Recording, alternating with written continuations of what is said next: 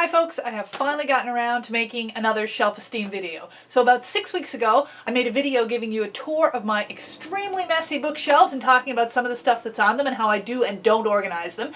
And I asked people if there were any books that you saw on my shelves that you were intrigued by to ask me about them in comments, and the plan was I'd come back in a week or two and make another video talking about those books. Well, the part of the plan that fell down was me coming back in a week or two, because May and June are really busy months for me, so I am only just now getting around to making that follow-up video. In the process of making that video, I showed a copy of this book, The Autobiography of Henry VIII, with notes by his full Will Summers, by Margaret George, and somebody asked me about that one.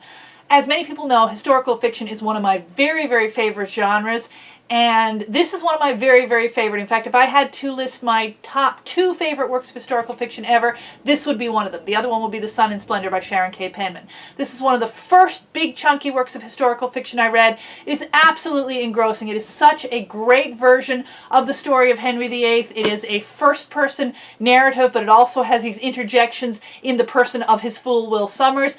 It is beautifully written, it's engrossing, it's historically detailed, and it's unforgettable. I read it years ago and it's never left me. If you loved Wolf Hall, the book or the TV series, or if you loved The Tudors or The Other Boleyn Girl, but you wish they were a little more historically accurate, if you want to immerse yourself in that Tudor world of Henry VIII, I cannot recommend a better book than this. One of my viewers noticed and commented on Douglas Adams, Dirk Gently's Holistic Detective Agency. If you know Douglas Adams' other work, the incredibly quirky and funny science fiction series, The Hitchhiker's Guide to the Galaxy, this is much in that vein. A little less sci-fi and a little more, well, it's supposed to be a mystery, but it's really just more of a very, very offbeat, very funny tale. There are 2 books in this series, this one and The Long Dark Tea Time of the Soul, both starring the very eccentric detective Dirk Gently. I like to think if Douglas Adams had lived, he would have written more of them. There's also, I thought, a very good British 3-episode TV series starring Stephen Mangan, as Dirk Gently made a couple of years ago. It wasn't totally faithful to the books, but I felt it captured the spirit of the books. Sadly, they only ever made those 3 episodes and it never got picked up again, but I do recommend finding and watching them as well as reading that book if you like your humor very off the wall. During my bookshelf tour, I took down Virgins by Carol Rivers and said it's a lot less trashy than it looks. And that is so true, both of this book and of its sequel, Girls Forever Brave and True, which I think were badly packaged and marketed to look like a different kind of book than they actually are.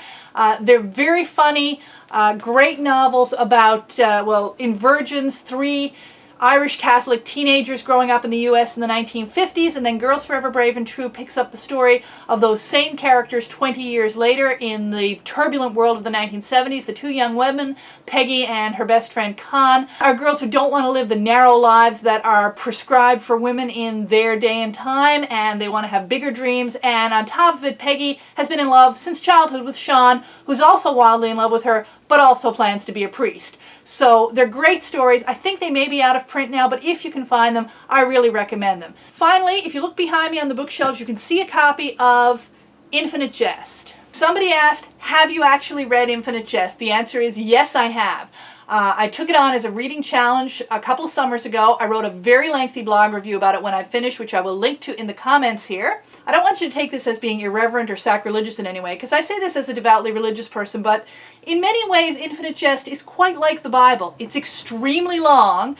Much of it appears to be disconnected from the rest. You can see a sort of overarching plot throughout the whole thing, but it requires quite a bit of interpretation to do so. The book has passages which are so brilliant and insightful that you want to embroider them and stick them on your wall, and then other passages where you look at it and go, what am I reading? It spans tremendous amounts of intense, lovingly crafted detail on tiny, tiny little incidents or characters who you will never see mentioned again in the whole 1,000 pages of the book. And people who love it have quite a fanatical devotion to its author, the late David Foster Wallace. So yes, in many ways, quite like a kind of secular Bible.